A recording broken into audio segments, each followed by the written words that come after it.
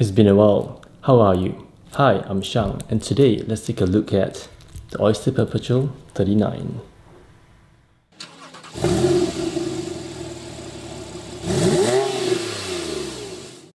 The thing is, my birthday was approaching, so I picked this one up.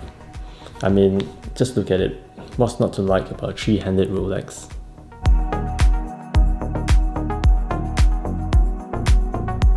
Having gone for a Yachtmaster, then a GMT, I find myself constantly coming back to the essence of Rolex. The entry model Oyster Perpetual. The Rolex company is not loved for producing high complication watches, but for being robust and reliable, where both traits can be found in their OP range, which is why they are my pick of the bunch. The Oyster Perpetual 29 is now discontinued and had a run from 2015 to 2020. The dial was introduced in 2018, so unlike most white dials that do not get much love, this is favoured over the rest due to its shorter production run. The dial on this one does not look as white or cream as pictures may suggest. It is more of a silverish to the naked eye.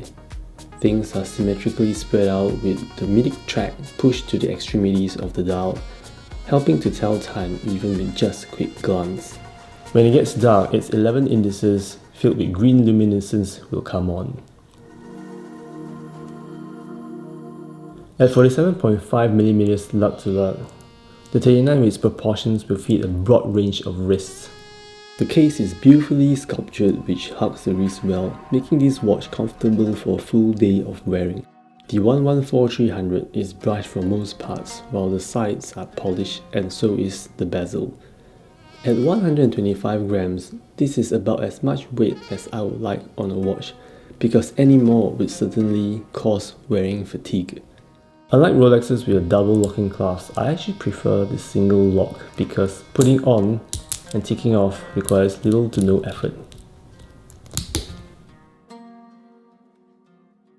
Beading inside is caliber 3132, which has a power reserve of 48 hours, which is also used in the Explorer 39 and other three-handed Cellinis.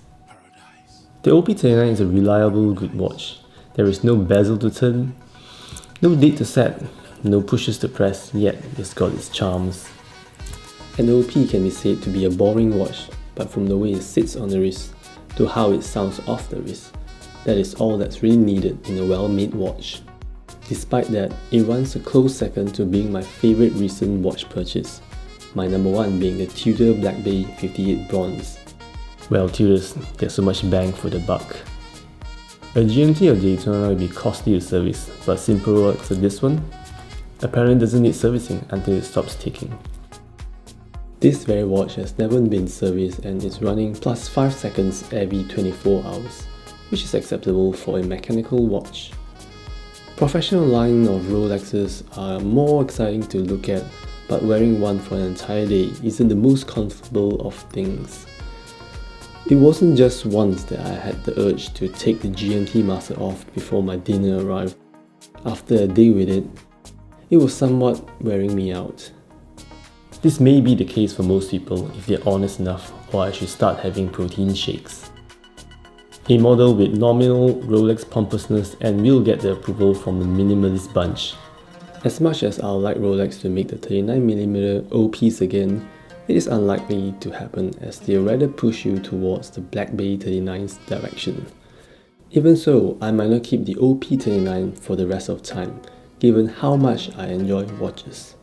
One has to make room for another so I could experience the many watches available out there. Thank you for tuning in. We'll see you next time.